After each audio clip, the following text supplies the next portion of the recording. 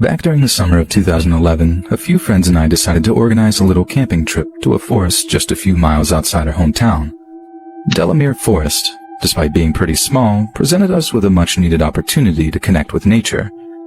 City living can be good, but it can be stifling, so any chance to get out into the countryside was well received. But as time went by, and the date of the camping trip approached, things began to unravel. One by one, various friends called and texted to inform us that they wouldn't be attending, be it family illness, lack of cash, or just laziness. In the end, there was only 2 of us that actually decided to go. So early on a sunny summer morning, we boarded a train for the journey down to the forest. The weather was perfect, a cloudless sky with a light breeze that made the hike through the woods not nearly as oppressive as we were expecting. It didn't take long for us to find a decent spot in the shade that happened to be right next to a stream we could use for washing and drinking water.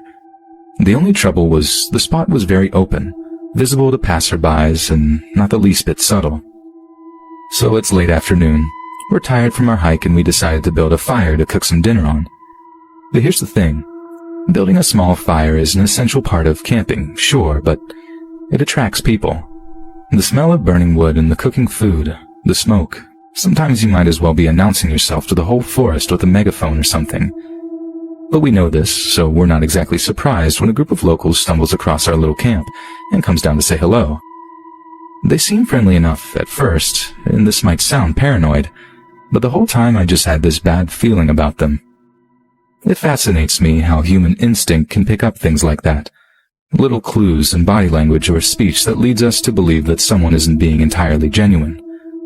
I wasn't sure if it was the way the locals were looking at each other or the strange probing questions they asked, but I knew they didn't have the best of intentions.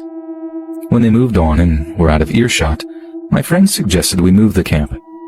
Now he's normally the skittish one who I'm perennially telling to calm down or chill out, but on this occasion I knew he was right. Maybe we were being a little bit paranoid, but in instances such as that, it's always better to be safe than sorry. So as tired and half drunk as we were, we packed up our stuff, doused the fire, and then started looking for another place to set up camp. Luckily, we found somewhere pretty quick. A heavily wooded hill that basically overlooked our old campsite on one side. Not that we had a direct view of it, but if you walked a minute or so away from camp, we had a pretty good view of the surrounding area. At least we did during the daytime. As the sun set, we started another fire, cooked ourselves up some ramen noodles in our mess tins, then proceeded to drink and smoke ourselves stupid. We talked nonsense around the fire until we were too tired and drunk to continue, then retired to our poncho shelters for the night.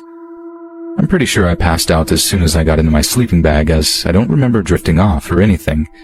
I just know that the next thing I can recall is opening my eyes in pitch darkness to the sound of a distant car revving its engine. At first I was just annoyed to be woken up. The hangover was kicking in hard and I felt like boiled feces as I tried to fall back asleep. But the distant vehicle kept revving its engine, and as the sound grew louder and louder, I knew it was getting closer. Something told me to go and check it out by the time I started to hear voices. It might have been just a bunch of kids taking a stolen car for a spin, but like I said, sometimes it's better to be safe than sorry. But when I go to the edge of the hill, I can already see torch beams all over our old campsite. The revving engine was from a vehicle that had been driven all the way down the forest path to our previous camp. Someone was down there, looking for us. I think I acted more out of instinct than anything else, moving as quickly and quietly as I could back to my sleeping friend to wake him up. I must have explained what I'd seen like 2 or 3 times.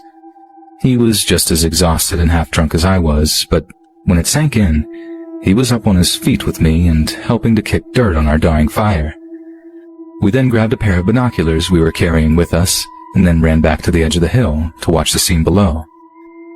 In utter horror, we could see what was in the men's hands, thanks to the torches that they shone on one another. Baseball bats, hammers, and a length of rope were just a few of the things they carried. They spat and cursed, furious that they'd come back too late to catch us to do God knows what. All we had were our Swiss Army knives to defend ourselves with. With one person keeping watch, the other went back to camp to pack their gear as fast as they could. The guys down below were hanging around our old camp, picking at the fire we'd so carefully constructed, taking all their spite out on the things we'd left behind. They didn't seem keen on actually looking for us, but they didn't seem like they were in a hurry to leave either.